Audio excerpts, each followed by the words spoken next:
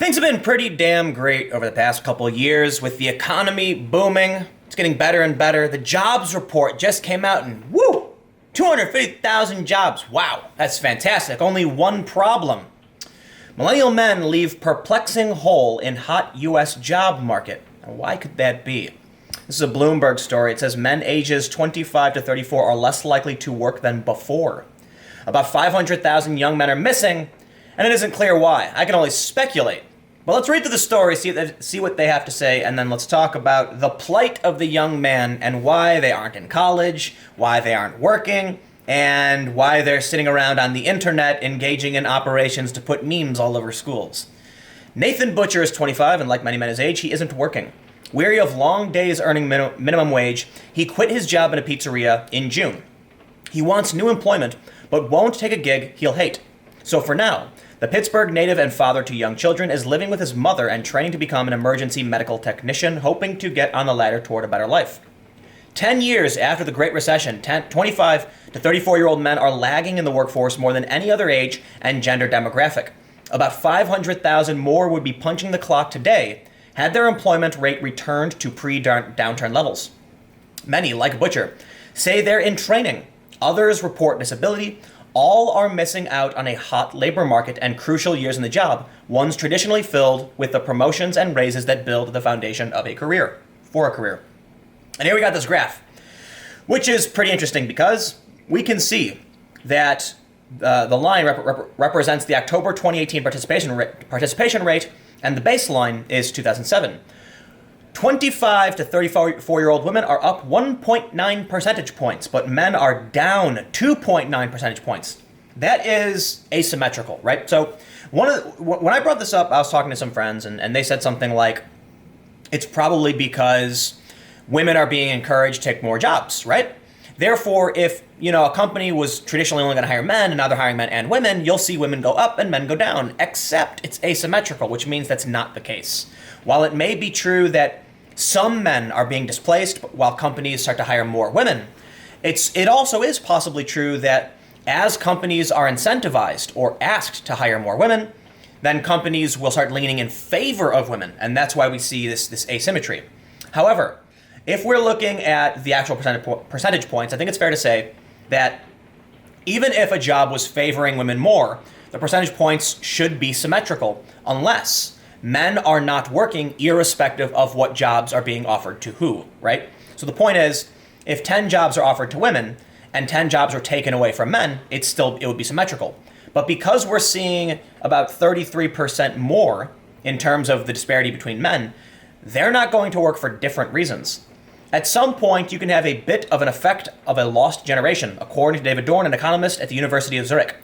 If you get to the point where you're turning 30, you've never held a real job, and you don't have a college education, then it's very hard to recover at that point. Although I will say, I think a lot of people are underestimating trades.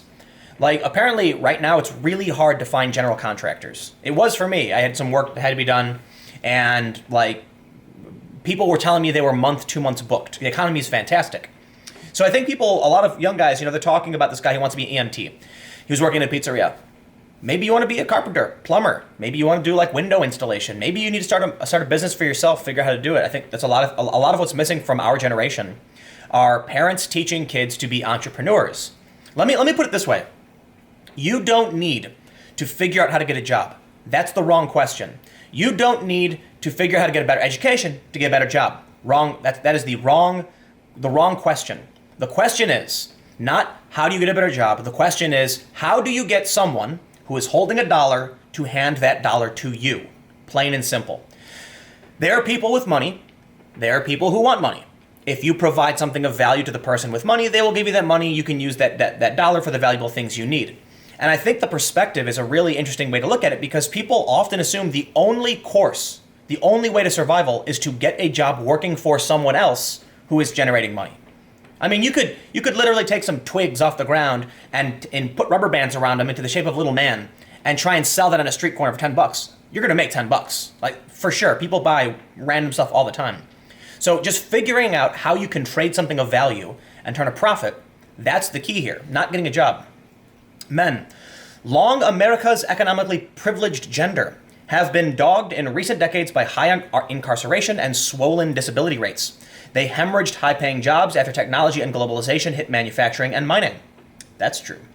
The young ones have fared particularly badly. Many of them exited high school in a world short on middle-skilled job opportunities, only to be broadsided by the worst downturn since the Great Depression. Employment plummeted across the board during the 2007-2009 recession, and 25 to 34-year-old men fell far behind their slightly older counterparts. And let me just add some anecdotes for this. After the financial crisis, I was crashing on my buddy's floor, and I was rather broke. I went to a small kitchen, a small breakfast place that had advertised a job on Craigslist, and I brought a resume. The guy standing in front of me, offering up his resume, was wearing a suit, and he looked about 10 years older than me. And I thought, wow, if this guy wearing a suit, looking all nice, he looked like he was in his 30s, I was in my 20s, I'm like, there's no way they're going to hire me. Why would a company, want to hire this young guy to do a kitchen job, like bar backing, dishes and things like that, when they can get someone who really needs it? And there is an inversion to that. A lot of companies don't want to hire those people because they feel they'll lose them as soon as a better job comes along. But sure enough, I was right, and the callback I got said we gave it to somebody else because they have a bigger pool to choose from. So basically what happens is, when there's a bad economy, young people suffer the most because they have the least amount of skills. The job market competition becomes extreme, and then people with a ton of skills are now reaching down for lower skill jobs, and they're more qualified, so often they'll get those jobs. But let's carry on, because I want to talk about the plight of young men in general. Though unemployment rates have been climbing back from the abyss, young men never caught up again. Millennial males remain less likely to hold down a job than the generation before them, even as women their age work at higher rates. Their absence from the working world has wider economic consequences. It marks a loss of human talent that dents potential growth. Young people who get a rocky start in the job market face a lasting pay penalty. And economists partly blame the decline in employed marriageable men for the recent slide in nuptials and increase in the out-of-wedlock births. Those trends foster economic insecurity among families, which could worsen outcomes for the next generation across the board. Let's get to the meat of the argument. Young men, in my opinion, are being ignored. And one of the reasons I think is that with this big push of, third and fourth wave feminism, there's this idea that women weren't being helped enough. So now you have all of these campaigns specifically targeting young women to get them in STEM, to get them in college. Well, guess what? Women are the majority in college. Women are making gains in STEM, but there are disparities for sure. What ends up happening, in my opinion, is the assumption that because women weren't being helped enough, men don't need help, right? So when men were being raised, like this generation, when we were young or when we were being raised, there was a lot of more people, in my opinion, who were saying things like, oh, but guys are privileged and are more likely to succeed. You have to make sure the girls succeed. But the reality was, in past generations, people were still assuming young men needed help and guidance and mentorship. And now here's where it gets really scary. We know that single parent homes, the kids there do not do well. You need both parents. You need two parents. Now, I can't speak to same-sex couples. I don't know a lot about that. And I can barely speak to traditional couples, male and female, etc. But what we do know is that children who are in families without fathers they're more likely to be poor. They're more likely to go to jail. And so we do know that two parents are probably better than one. If now millennials are not getting married, a lot of millennials aren't even having kids. Millennials aren't getting married, men aren't working. This is a massive problem for the next generation, because think about what the outcome is going to be: an increase in crime and poverty. A lot of these single men will never have kids, will probably end up, that's the end of their name, of their bloodline. And the same is true for many women too. So I feel like I'm not someone who's overly traditional and talks about like the importance of the American family, but I think it is obvious that families are important for for creating the next generation. And we're starting to lose that. What's going to happen to these young guys who aren't going to school, who aren't getting jobs? They're going to make less money. It's going to be bad for the economy.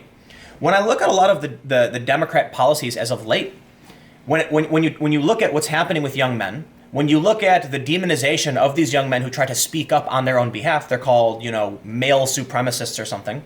And then you look at the immigration argument. It really does seem like there's some kind of neo-feudalism that wants to create a serf class of people who can never move up the economic ladder, who are just going to do the garbage jobs on behalf of the lords. That's kind of what it feels like. I know I'm being hyperbolic, but I think we're going to have a huge problem with young men not getting married and having families. Same for women too, but like young people not getting married and having families. But for the most part, young men, we know they're not in school. We know they're not, on average, succeeding. And now we can see in the job numbers 500,000 missing jobs for young men. What's going on? Why is this happening? And is anybody going to address it in such a way that we avert a long fall? You can't assume that, women doing better is like everything's done, everything's perfect. Hey, we fixed society, women are doing great. No. Equality means balance. And too many people are advocates for a single identity, a single position, a singular identity, and that's not going to work. Everyone has to succeed in order for our country to succeed. Neglecting young men, it's going to be bad across the board. So, the article basically goes on and talks about basically the same thing, but not, we don't really know why this is all happening. There's a lot of speculation, but we don't really know. And another thing that's really interesting here is that unemployment and opioid use are tied together, right? They say other social changes could be exacerbating the trend. Better video games might make leisure time more attractive, some economists hypothesize. And opioid use might make many less employable. That's true. But we also know that there is a correlation between unemployment, there is a correlation between the loss of the manufacturing base and a rise in opioid use. So it's a double-edged sword. Anyway, whatever.